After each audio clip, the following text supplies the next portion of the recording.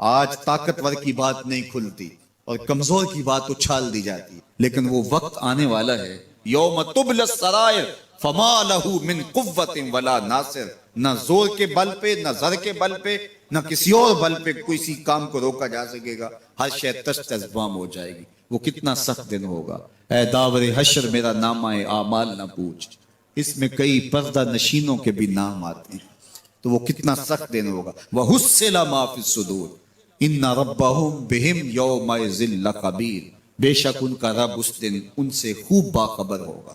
وہ آج بھی باخبر ہے، لیکن آج کئیوں کو یقین نہیں کہ وہ باخبر ہے، لیکن اس دن سب کو یقین ہو جائے گا کہ میرا رب اس سے باخبر ہے۔ جب پرانی تصویریں چلنا شروع ہو جائیں گی، جب ساری ویڈیو سامنے آ جائے گی، زندگی میں جو جو کیا، تنہائی میں، اعلانیہ، خفیہ، جہاں جہاں جو کیا، داد عیش دی، سب کچھ تشت ازبام ہوگا، سب کچھ جو ہے وہ سکرین پہ چل رہا ہوگا، کوئی چیز بھی تشت ازبام ہونے سے نہیں رہ جائے گی۔ تو پھر بندہ کہے گا اوہو یہ تو سب میرے مالک کو پتا تھا، لوگوں کی نظروں سے چھپ سکا، رب کی نگاہوں سے تو نہیں چھپ سکا، اس کی نگاہوں سے کون چھپ سکتا ہے؟ یہ یقین آج اپنی روحوں میں اتار لو، اچھی طرح سے جذب کر لو۔ گناہوں سے بچنے کا اکثیر نسخہ ہے یہ یقین کہ میرا رب مجھے دیکھ رہا ہے۔ یہ یقین جب روح میں جم جائے، خیالوں میں اتر جائے، اعتقاد کا پختہ حصہ بن جائے، پھر بند کوٹلی میں بھی جرم نہیں ہو سکتا کہ میرا مالک تو مجھے دیکھ رہا ہے۔ آپ دیکھتے نہیں کہ جب ساتوں دروازے بند کر کے بت کے اوپر موٹا کپڑا ڈال کے زلیخا بولی ہے تلک یوسف اب تو آ جاؤ نا، اب تو کوئی نہیں دیکھ رہا، قال معاذ اللہ، تو جناب یوسف نے کہا میں اللہ کی پناہ میں آتا۔ اللہ اکبر، تو دروازے بند کر کے لوگوں کی نظروں سے چھپ گئی ہے، اور بے نور آنکھیں رکھنے والے اس پتھر کے بت سے بھی حیا کرتی ہے اور اس پہ بھی پردہ ڈال لیا ہے۔ جب تو اس جھوٹے خدا سے حیا کرتی ہے، میں سچے خدا سے حیا کیوں نہ کروں جو ساتویں کوٹھڑی میں بھی دیکھتا ہے۔ اتنی روشنیاں برسی کہ گناہ کا تصور بھی محال ہو، تو یہ یقین کہ میرا اللہ مجھے دیکھ رہا ہے، یہ انسان کی زندگی میں نظم پیدا کرتا ہے۔ آنے والا موسم ماہ سیام رمضان المبارک، یہ ہماری زندگی کے اندر یہ نور داخل کرتا ہے کہ میرا اللہ دیکھ رہا ہے۔ کڑکتی دھوپ، برستی گرمی، زباں کانٹا، ہونٹ خشک، گلا خشک، دروازہ مکفل، ٹھنڈا پانی دستیاب، لیکن ایک گھونٹ بھی حلق سے نیچے نہیں اتارتے کہ میرا اللہ دیکھ رہا ہے۔ وضو کرتے بھی احتیاط کرتے ہیں کہ میرا اللہ مجھے دیکھ رہا ہے۔ کرتے ہیں کہ نہیں کرتے؟ یہ نور ملتا ہے کہ نہیں ملتا؟ اس کو پھر جذب کر لینا چاہیے تاکہ یہ زندگی میں چھا جائے، کیونکہ جو رمضان میں دیکھتا ہے وہ غیر رمضان میں بھی دیکھتا ہے۔ اور پھر پانی نہیں پیتے کہ اللہ دیکھ رہا ہے، کھانا نہیں کھاتے اللہ دیکھ رہا ہے، لیکن جب آنکھ بھٹکتی ہے تو اس وقت اللہ نہیں دیکھتا، جب خیال بہکتا ہے تو اس وقت اللہ نہیں دیکھتا۔ رشوت میز کے اوپر سے لے رہے ہوں یا نیچے سے لے رہے ہوں تب نہیں اللہ دیکھ رہا ہوتا، اللہ صرف کھانے اور پینے کو دیکھ رہا ہوتا ہے۔ یہ جو ایک نور آیا ہے اس کو جذب کر لیں، پوری زندگی میں پھیلا لیں۔ تو اسی لیے رمضان تقوی بانٹتا ہے، روزہ تقوی بانٹتا ہے، زندگی میں نور اور روشنیاں بھر دیتا ہے۔ باپ اپنے بیٹے کو کوئی بات کہے تو سعادت مند بیٹے کو غور سے وہ بات سننی چاہیے۔ استاد یا شیخ اپنے شاگرد کو کوئی بات کہے تو اسے غور سے اس بات کو سماعت کرنا چاہیے، چونکہ کہنے والا اس کا بزرگ ہے۔ لیکن وہ بزرگ، وہ شیخ، وہ استاد اگر ساتھ قسم بھی کرے تو پھر اور زیادہ مضمون کی اہمیت ہو جاتی ہے کہ یہ کوئی اہم مضمون تھا جس سے قبل قسم کی جا رہی۔ اب یہاں جو ارشاد فرمایا جانے لگا ہے اس سے قبل میرے رب نے رب ہو کے قسم کی ہے۔ میرا مالک تو یوں بھی کہہ دیتا تو کافی تھا، لیکن مضمون اتنا اہم ہے کہ اس کو بیان کرنے سے قبل میرے رب نے قسم کی، اور پھر قسم بھی ایک نہیں کی، 5 قسمیں کی۔ والعادیات ضبحا، قسم ہے ان گھوڑوں کی جب وہ تیز دوڑیں تو ان کے سینوں سے آواز نکلتی ہے۔ راہ حق میں جہاد کے لیے جب گھوڑے دوڑتے ہیں تو ان کے سینوں سے نکلنے والی آواز اللہ کو کتنی محبوب ہے کہ ان گھوڑوں کی قسم کی۔ فالموریات قدحا، اور وہی گھوڑے جب برق رفتاری سے دوڑتے ہیں اور پتھریلی زمین میں جب ان کا گزر ہوتا ہے تو ان کے پاؤں سے لگی ہوئی کھریوں کے ٹکرانے سے پتھروں سے جو شرارے نکلتے ہیں، اللہ فرماتا ہے کہ میں ان گھوڑوں کی قسمیں کرتا ہوں کہ جن کے پاؤں سے لگی ہوئی کھریوں کے ٹکرانے سے پتھروں سے شرارے نکلے۔ پھر ارشاد فرمایا فالمغیرات صبحا، اور وہ گھوڑے صبح کے وقت جب حملہ آور ہوتے ہیں اور دشمن کے لشکروں کو تخت و تاراج کرتے ہیں، تو ان حملہ آور ہونے والے گھوڑوں کی قسم فَأَثَرْنَ بِهِ نَقْعًا، اور جب وہ حملہ آور ہوتے ہیں تو ان کی سموں سے گرد اڑتی ہے، تو اللہ فرماتا ہے وہ گرد اڑانے والے گھوڑوں کی قسم۔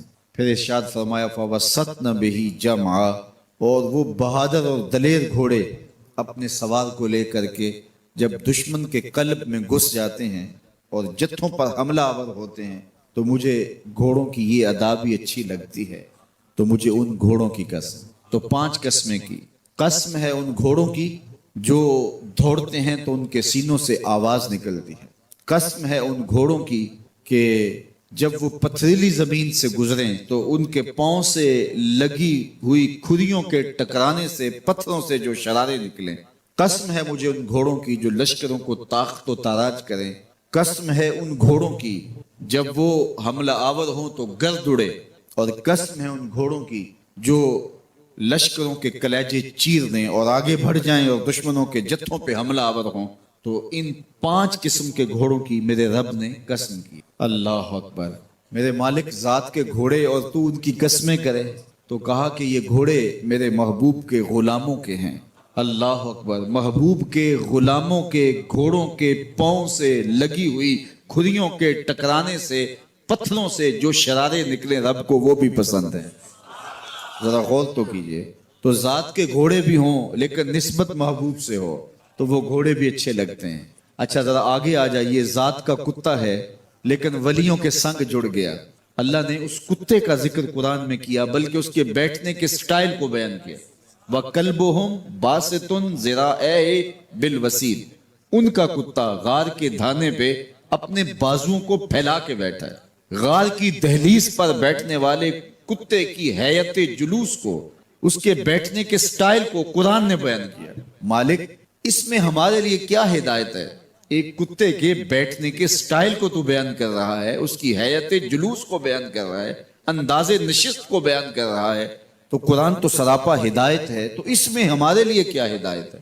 کہا یہی تو بتانا چاہتا ہوں کہ ذات کا کتا بھی ہو، سنگ نیکوں کے جڑ جائے تو وہ قابل ذکر ہو جاتا ہے، اور اگر تم میرے ولیوں سے جڑ جاؤ گے پھر تمہارا مرتبہ کیا؟ یہاں تو کتے جڑ جائیں تو قابل ذکر ہوتے ہیں۔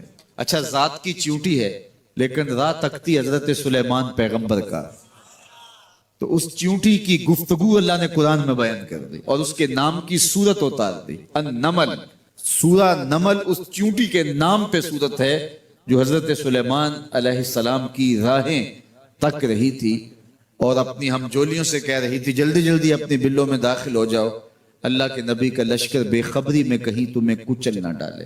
اور حضرت سلیمان نے اس چیونٹی کی بات کو سنا، فَتَبَسَّمَ ضَاحِكًا مِّن قَوْلِهَا، اور مسکرا بھی پڑے۔ تو چیونٹی بھی ہو، گھوڑے بھی ہوں، کتے بھی ہوں، لیکن جب اچھے لوگوں کے سنگ جڑ جائیں، نسبت بلند ہو جائے تو وہ قابل ذکر ہو جاتے ہیں۔ تو ہیں گھوڑے لیکن میرا رب رب ہو کے قرآن میں ان گھوڑوں کی اداؤں کی قسمیں کر رہا ہے۔ وَالْعَادِيَاتِ ضَبْحًا فَالْمُورِيَاتِ قَدْحًا فَالْمُغِيرَاتِ صُبْحًا فَأَثَرْنَ بِهِ نَقْعًا وَوَسَطْنَ بِهِ جَمْعًا، قسم ان گھوڑوں کی جو تیز دوڑیں تو سینوں سے آواز نکلے، پتھریلی زمین میں جائیں تو پاؤں سے شرارے نکلیں، گرد و غبار اڑائیں، دشمن کے لشکروں کو تاخت و تاراج کر کے ان کے جتھوں میں گھس جائیں، ان دلیر اور بہادر گھوڑوں کی میرا رب رب ہو کے قسم کر رہا ہے۔ یہاں قسم کی بات چلی تو اللہ نے محبوب کے گھوڑوں کی قسم کی، گھوڑوں کی اداؤں کو پسند کیا۔ محبوب کے غلاموں کے گھوڑے، ان کے پاؤں سے لگی ہوئی کھریوں سے ٹکرانے والے پتھر، پتھروں سے نکلنے والے شرارے، رب کے وہ بھی محبوب۔ اللہ اکبر۔ تو پھر قسم کی بات چلی تو کبھی گھوڑوں کی قسمیں کی، کبھی محبوب کی راہ گزر کی قسم کی۔ لا اقسم بہذا البلد، مجھے قسم ہے اس شہر کی۔ تو شہر مکہ کی قسم کیوں کی؟ وہاں کعبۃ اللہ ہے، مقام ابراہیم ہے، چاہے زمزم ہے، صفا و مروہ ہیں، مزدلفہ ہے، منا ہے، عرفات ہے، قدم قدم انوار کی برستی برکھا ہے، مطاف ہے، حتیم ہے، مستجاب ہے، مستجار ہے، ملتزم ہے، باب کعبہ ہے، سقف بیت اللہ ہے، قدم قدم پہ انوار برس رہے ہیں۔ شاید میرے رب نے قسم اس لیے کی ہو، شاید قسم اس لیے کی ہو، لیکن میرا رب کہتا ہے لا اقسم بہذا البلد، مجھے قسم ہے شہر کی، یعنی شہر مکہ کی۔ کیوں؟ یہاں کعبۃ اللہ ہے، یہاں مقام ابراہیم ہے، یہاں مزدلفہ ہے، منا ہے، عرفات ہے۔ کیوں قسم؟ وانت حل بہذا البلد، محبوب اس شہر کی گلیوں نے تیرے قدم چومے۔ اے انت مقیم فی ھذا البلد، امام قرطبی نے اس کا مفہوم بیان کیا، محبوب آپ کی اقامت اس شہر میں ہے، آپ کے سانسوں کی خوشبو سونگھی ہے شہر کی فضاؤں نے، اس لیے مجھے شہر کی قسم کہ محبوب یہاں تم جو رہتے ہو۔ اللہ اکبر، تو محبوب کے شہر کی قسم کی، والعصر محبوب کے زمانے کی قسم کی، والضحیٰ محبوب کے چہرے کی قسم کی، واللیل محبوب کی لٹکتی زلفوں کی قسم کی۔ کبھی کہا محبوب تیرے چہرہ زیبا کی قسم، کبھی کہا تیری زلف عنبری کی قسم، کبھی کہا تیرے شہر نور کی قسم، کبھی کہا تیرے زمانہ ہنسی کی قسم، اور پھر قسم کا باب چلا تو بات کہاں تک پہنچی؟ محبوب نہ صرف تیرے شہر کی قسم، نہ صرف تیری گلیوں کی قسم، نہ صرف تیرے چہرہ زیبا کی قسم، نہ تیری زلف نور کی قسم، نہ تیرے عہد زرعی کی قسم، محبوب تیری قسم تو ہے ہی تیرے غلاموں کے گھوڑوں کے پاؤں سے لگی ہوئی کھریوں کے ٹکرانے سے جو شرارے اڑتے ہیں، میں خدا ہو کے ان شراروں کو بھی پسند کرتا ہوں اور ان گھوڑوں کی بھی قسمیں کرتا ہوں۔ یہ قرآن ہے نا، والعادیات ضبحا، قسم ہے محبوب تیرے غلاموں کے گھوڑوں، اللہ اکبر، قسم ہے ان کے سینوں سے نکلتی آواز کی، قسم ہے ان کے پاؤں سے نکلتے ہوئے شراروں کی، قسم ہے ان کی خوبصورت اداؤں کی، ان اداؤں والوں گھوڑوں کی قسم۔ اللہ اکبر، یہ قسمیں کرنے کے بعد جواب قسم کیا ہے؟ دیکھیے میں یہاں بیٹھا ہوں اور میں گفتگو کے آغاز پہ ہی قسمیں اٹھانا شروع کر دوں، مجھے قسم ہے رب کعبہ کی، مجھے قسم ہے عرش الہی کے مالک کی، مجھے قسم ہے زمین و آسمان کے خالق کی، تو قسموں پہ قسمیں کرتا جاؤں تو جو مجھے غور سے سننے کا عادی نہیں بھی ہے تو وہ بھی متوجہ ہو جائے گا اور سننے کے لیے بے چین ہو جائے گا کہ حضرت قسموں پہ قسمیں اٹھائے جا رہے ہیں، کوئی بات ہے آج تو میرا رب رب ہو کے قسمیں کر رہا ہے۔ تو اس کے بعد جواب قسم کیا ہے؟ تو کان کھڑے ہو گئے، روحوں میں پیاس بڑھ گئی اور سماعتیں بچھ گئی کہ میرے مالک تو قسموں پہ قسمیں کر رہا ہے، کبھی گھوڑوں کی اداؤں کی قسمیں، کبھی ان کے سینوں سے نکلتے ہوئے جو ہے وہ اس مہیب آواز کی قسمیں، کبھی پاؤں سے اڑتے ہوئے شراروں کی باتیں، اور کبھی ان کے پاؤں سے اڑتی ہوئی دھول کی کہانیاں۔ تو قسم پہ قسم، اور قسمیں بھی گھوڑوں کی، تو کوئی بات ہوگی۔ تو ایک دم کان کھڑے ہو گئے تو جواب آیا ان الانسان لربہ لکنود، بے شک انسان اپنے رب کا ناشکرا ہے، انسان اپنے رب کا ناشکرا ہے۔ قسمیں گھوڑوں کی ان کی اداؤں کی اور ناشکرا حضرت انسان کو کہا۔ یہ کتنی لطیف چوٹ تھی جو حضرت انسان کو ماری گئی۔ یا اللہ ہمیں ناشکرا کہنا تھا تو کہیں اور مقام پہ کہہ لیا جاتا، گھوڑوں کی تو قسمیں کرے اور ہمیں ناشکرا کہے، گھوڑوں کی قسمیں ہو رہی ہوں اور انسان کو ناشکرا کہا جائے، انسان کو ناشکرا کہنا تھا تو کسی اور موقع پہ کہہ لیا جاتا۔ کہا یہی تو سمجھانا چاہتا ہوں کہ چم میٹھا نہیں ہوتا، کم میٹھا ہوتا ہے۔ تو ذات کے گھوڑے بھی ہوں لیکن کام کرے تو مجھے وہ بھی اچھے لگتے ہیں، اور تم انسان بنے ہو، نقوش بڑے اچھے ہیں، قدے رانا رکھتے ہو، جھیل جیسی آنکھیں ہیں، اور تم چلتے ہو تو قیامت چلتی ہے، لیکن مجھے تم اچھے نہیں لگتے اگر تم ناشکرے ہو۔ یہ ہیں ذات کے گھوڑے لیکن میرے محمد عربی کے غلاموں کے غلام ہیں، مجھے اچھے لگتے۔ تو وہ چم نہیں دیکھتا، وہ کم دیکھتا ہے۔ تو ذات کے گھوڑے بھی ہوں لیکن نسبت ہو میرے حضور سے، نسبت میرے رسول سے ہو تو رب کو وہ اچھے لگتے ہیں۔ تو کہا والعادیات ضبحا فالموریات قدحا فالمغیرات صبحا فأثرن به نقعا فوسطن به جمعا ان الانسان لربہ لکنود، بے شک انسان اپنے رب کا ناشکرا ہے۔ اللہ اکبر۔ پھر فرمایا وَإِنَّهُ عَلَىٰ ذَلِكَ لَشَهِيدٌ، اس پر کسی دلیل کی ضرورت نہیں ہے کہ یہ ناشکرا ہے، یہ خود اس کا گواہ ہے۔ ذرا اپنے اندر اتر کے دیکھے کہ یہ کھڑا کہاں ہے، یہ کس قدر نعمتیں پانے کے باوجود شکوے کی زبان کھولے رکھتا ہے. یہ ناشکرا ہر وقت اس کی نعمتوں کی ناشکری کرتا رہتا ہے. جتنی نعمتیں اس کو عطا کی, اس کو تو ہم نے جو چمکتی روشن آنکھیں دی ہیں, اس کو بولتی زبان